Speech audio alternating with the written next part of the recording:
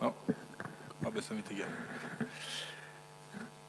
Oui, j'ai plusieurs questions sur cette délibération parce que, effectivement, elle nous est présentée comme le souhait d'un promoteur privé de construire un ensemble de logements dans le quartier Saint-Henri. Bon, on s'aperçoit en réalité que c'est une opération de construction pour l'OPAC, avec, j'imagine, des logements à vocation sociale, et que en réalité, le promoteur Novalis, comme il le fait d'ailleurs dans d'autres endroits de France, doit simplement être là pour permettre à l'OPAC de ne pas engager de trésorerie sur la construction. Alors, lorsque je regarde ces insertions indicatives, plusieurs questions me viennent à l'esprit, puisqu'elles ne sont, ça n'est à mon sens, enfin, à mon avis, pas précisé dans le document. D'abord, sur le bâtiment lui-même, est-ce qu'il y a une hauteur qui sera définie lors du dépôt du permis de construire, de façon à ce que l'immeuble ne transforme pas profondément ce quartier d'habitation, qui est un quartier agréable du Creusot, et qui est essentiellement un quartier d'ailleurs de maisons de faible taille.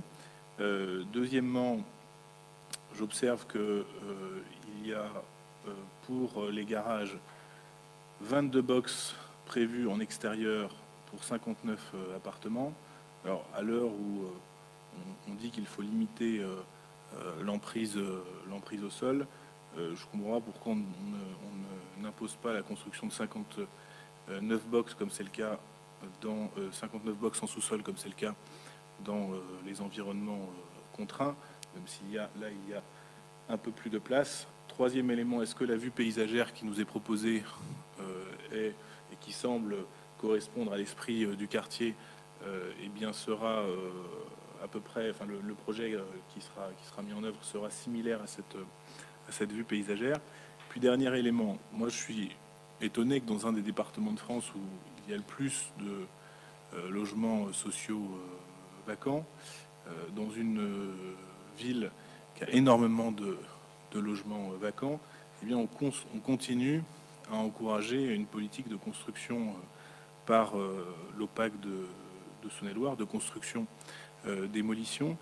Et je vois d'ailleurs que dans ce projet d'immeuble, il n'y a que des appartements de faible taille, puisque les plus importants font en gros 80 mètres carrés, alors qu'il y a une problématique récurrente et qui pourrait très bien s'inscrire dans le quartier Saint-Henri, qui est liée aussi au vieillissement d'une partie de la population creusotine, qui est le souhait de trouver, et il n'y en a pas au Creusot, il va y en avoir 4 ou 5, des appartements qui soient à la fois adaptés aux difficultés liées à l'âge aujourd'hui, mais aussi qui soient d'un certain standing, et pour lequel de nombreux creusotins ne trouvent pas dans la ville d'emplacements qui correspondent.